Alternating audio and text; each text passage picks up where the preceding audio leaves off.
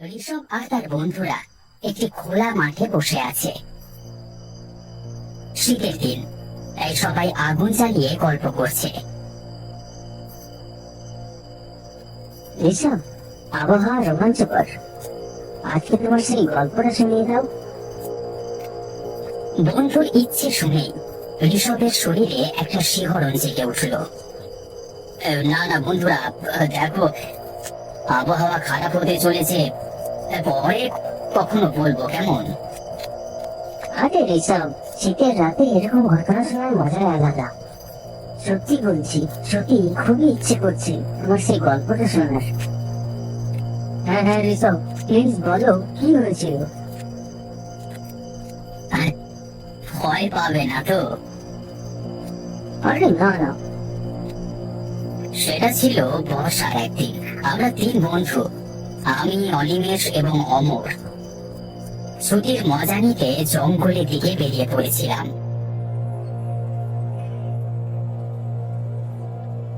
ভাই, সব জিনিস প্যাক হয়ে গেছে। ক্যাম্পিং এর টেন্ট আছে, শুকনো কাঠ নিয়ে নিয়েছি জ্বালানোর জন্য, আর বেশ কিছু খাবার দাবার।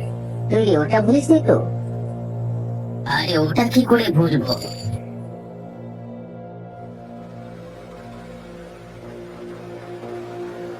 কি হলো ঋষভ, এত চুপচাপ কেন? না রে, কিছু না,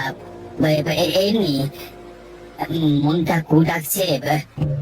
আমাদের সাথে ইনি আছেন, তাহলে কিসের ভয়?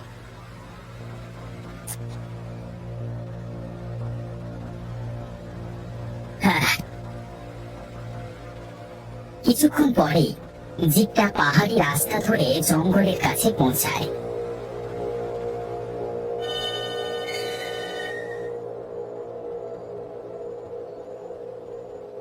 সামনের দিকে যেও না, সামনে বিপদ আছে। কিসের আবার বিপদ? আমরা ভয় পাই না, আমাদেরকে আটকাবেন না। আর এমনিতেও বিপদ কোথায় নেই বলুন?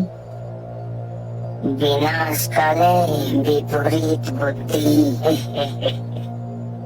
চল ঋষভ, কোথা থেকে যে চলে আসে।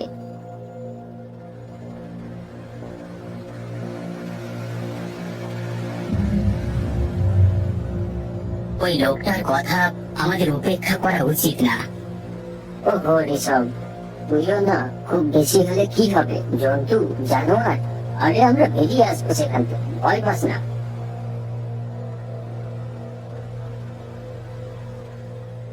কিছুক্ষণ পর তারা তিনজন একটি খোলা জায়গায় পৌঁছালো।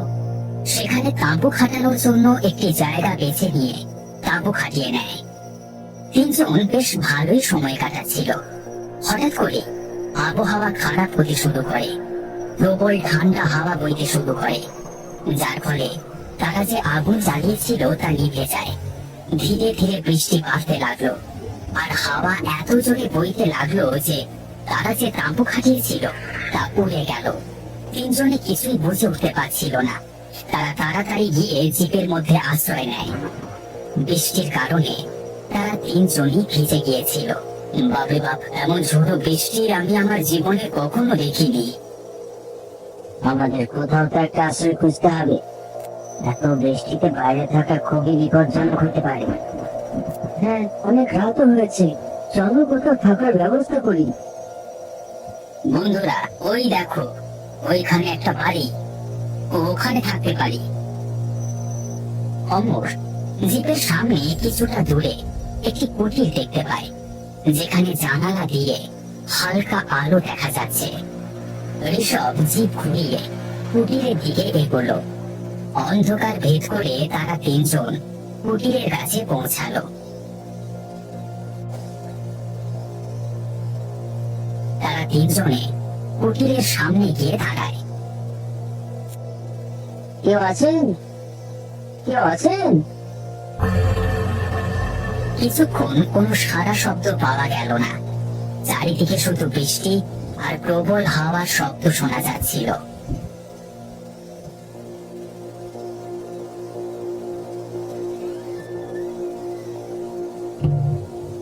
ঋষভ ভয়ে অমরের দিকে তাকালো।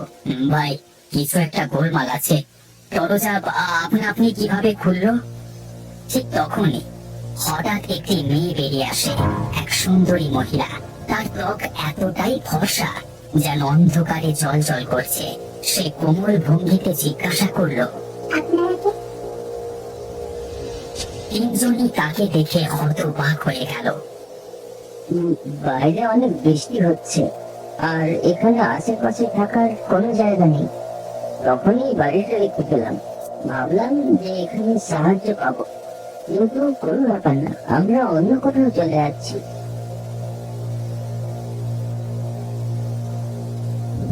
শুনুন, আপনারা এখানে থাকতে পারেন। তিনজনে একে অপরের দিকে তাকাতে লাগলো। সিদ্ধান্ত নেওয়া খুব কঠিন। একজন একা মেয়ে এবং বিনা আমন্ত্রণে আসা তিনজন পুরুষ। আপনার বাড়িতে কেউ আছে? আপনার বাবা, ভাই বা আপনার স্বামী?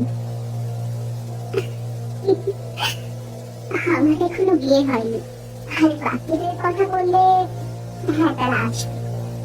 ততক্ষণ আপনারা এখানে থাকতে পারেন। আর আমার দাদা সবসময় বলেন, জঙ্গলের পথ হারানো লোকেদের ফিরিয়ে দেওয়া উচিত না। ফেরানো উচিত নয় মানে? সাহায্য করা উচিত, যাতে তারা অসহায় বোধ না করে। হ্যাঁ, তাহলে ঠিক আছে। বৃষ্টি থামা পর্যন্ত অপেক্ষা করি। অবশ্যই, আমরা খুব খুশি হব। আসুন, ভেতরে আসুন। অমর আর অনিমেষ দেরি না করে কুটিরের ভেতরে চলে যায়। ঋষভ বাইরে থেকে দেখতে পেল ভেতরে বেশ অন্ধকার, শুধু একটি লণ্ঠন জ্বলছে। কিন্তু ঋষভ যখন কুটিরে পা রাখলো, তখন সে ভেতরের পরিবেশ দেখে হতবাক হয়ে গেল। ঘরটা বেশ পরিষ্কার পরিচ্ছন্ন। তখন সেই মেয়েটি হেরিকেনের আলো আরো বাড়িয়ে দিল, যার ফলে ঘরটা আরো পরিষ্কার ভাবে দেখা যাচ্ছিল। ভাই, আমরা তো বেশ ভালো জায়গা পেয়েছি। আপনারা আরাম করে বসুন, আমি আপনাদের জন্য খাবার নিয়ে আসছি। এই কথা বলে মেয়েটি আরেকটি ঘরে চলে গেল। হ্যাঁ রে, আমার কেমন যেন লাগছে, এক অদ্ভুত রকমের উমট ভাব হচ্ছে। এত গভীর জঙ্গলে একটা একলা কুটিরে এত সুন্দর একটি মেয়ে, আর সে একাই আছে। এই জায়গা ঠিক নয়। আরে বাবা, তুই তো চাঁদেও দাগ খুঁজে বেড়াস। ওনার যদি অসুবিধা না থাকে তাহলে আমাদের কি?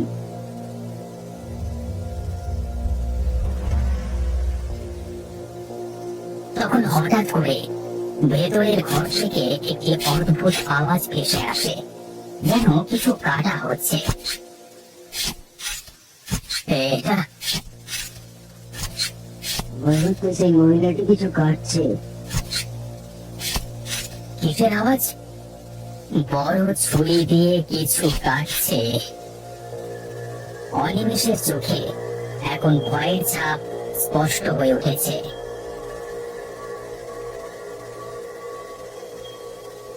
এই নিন, খিদে পেয়েছে তাই না? সে তিনজনের হাতে খাবারের থালা ধরিয়ে দেয়। তিনজনই অবাক হয়ে যায়, কারণ তাদের পছন্দের খাবারগুলো ওই থালায় রয়েছে। এটা তো আমার প্রিয় পকোড়া, আর আমার পছন্দের ছোলা ভাটুরা। আহা! ঋষভ তো হতবাক, কারণ তার প্রিয় দই বড়া সেই মেয়েটি মাত্র 5 মিনিটে তৈরি করে এনেছে। এটা কিভাবে সম্ভব? সে কিভাবে জানলো আমাদের কি পছন্দ? আমি জল নিয়ে আসছি। এটা কিছু অদ্ভুত নয়? প্রিয় জিনিসগুলো সে কিভাবে জানলো, তাড়াতাড়ি কিভাবে তৈরি করলো? ঋষভ কিছু বলতে যাবে, তখনই অমর আর অনিমেষ আহা! কি টেস্ট! আমার প্রিয় হোটেলের মতো। একদম ঠিক বলেছিস। খাওয়া শুরু করে দিয়েছে। দুজনেই খাবারে মগ্ন ছিল। বন্ধুরা, আমি একটু বাইরে যাচ্ছি, এই বলে ঋষভ বাইরে চলে যায়। বাইরে অঝোরে বৃষ্টি পড়ছে। কাছের একটি গাছের নিচে ঋষভ বাথরুম করতে যায়। সে আশপাশের ঝোপঝাড়ে কিছু শব্দ শুনতে পায়। সে বেশ ভয় পেয়ে গেল। এটা কি হতে পারে? কোনো জানোয়ার নাকি? তখনই একটি ছোট ছেলে ঋষভের সামনে এসে দাঁড়ালো। অন্ধকারে তার মুখ পরিষ্কার দেখা যাচ্ছিল না, কিন্তু একটা গড়গড়ানি শব্দ শোনা যাচ্ছিল।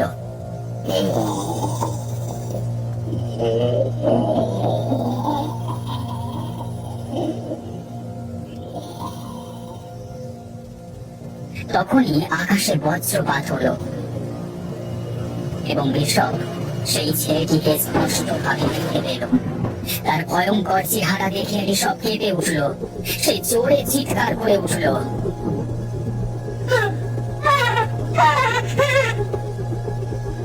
সে পিছিয়ে যেতে লাগলো এবং কিছু একটাতে ধাক্কা খেয়ে পড়ে যায়। ওটা আর কিছু নয়, বরং একটি ভয়ঙ্কর লোক। লোকটি ঋষভের দিকে তাকিয়েছিল। তার বিভৎস মুখ দেখে ঋষভের পায়ের তলার মাটি সরে গেল। ঋষভ সেখান থেকে দৌড়ে কুঠিরে পৌঁছালো।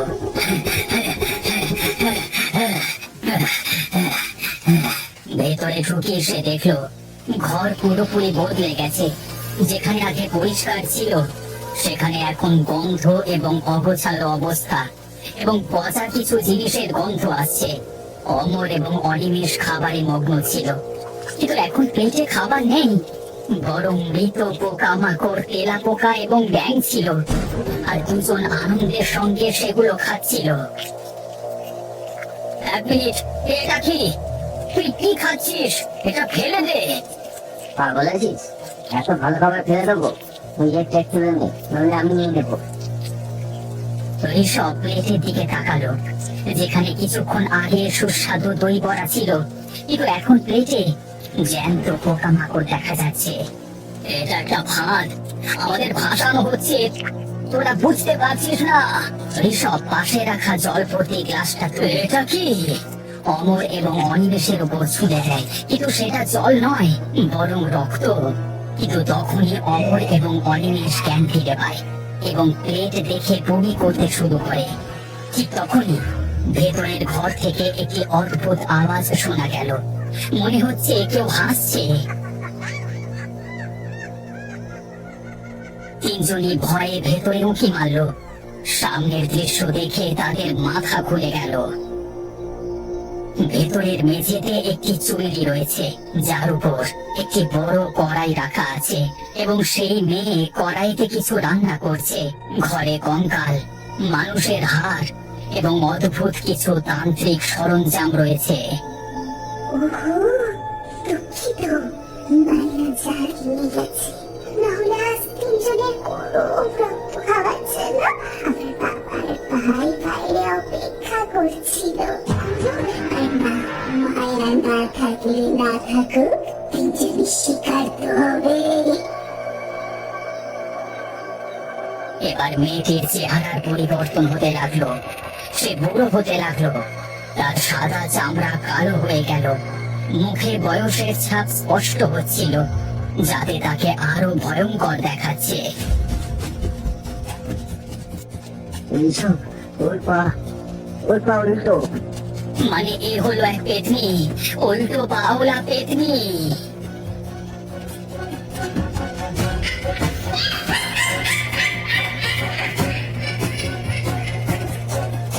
তিনজন কিছু ভাবার আগে সেই মহিলা দ্রুত তাদের দিকে এগিয়ে আসতে থাকে। তিনজন ভয় পেয়ে কুটিরের বাইরে চলে আসে এবং তাড়াতাড়ি জিপে উঠে পড়ে। ঋষভ জিপ স্টার্ট দেবার চেষ্টা করছিল, কিন্তু জিপ কিছুতেই স্টার্ট নিচ্ছিল না, যেন কেউ জিপটাকে পেছন থেকে ধরে রেখেছে। হ্যাঁ, সে সেই ভয়ঙ্কর শয়তানি ছিল যাকে ঋষভ আগেই ঝোপঝাড়ে দেখেছিল। সম্ভবত সে ছিল পেতনির বাবা, এবং পেতনির ছোট ভাই জিপের ছাদে পাগলের মতো লাফালাফি করতে লাগলো। ঋষভ, এইভাবে তো আমরা বেরোতে পারবো না। ঋষভ বুদ্ধি খাটালো এবং জিপটিকে দ্রুত রিভার্স করলো। ধাক্কার কারণে পেছনে দাঁড়ানো শয়তান মাটিতে পড়ে গেল, আর ছাদের উপর যে লাফাচ্ছিল সেও নিচে পড়ে গেল। এখন ঋষভ আর কোনো চিন্তা না করে জিপটিকে দ্রুত চালাতে লাগলো। মুষলধারে বৃষ্টির মধ্যে যেদিকে রাস্তা দেখা যাচ্ছিল সেদিকেই তারা এগিয়ে যাচ্ছিল তাদের জিপ নিয়ে। অমর জিপের সাইড মিররে কিছু দেখতে পায়। এইসব দেখ, ওই ডাইনি পিছু নিয়ে আসছে।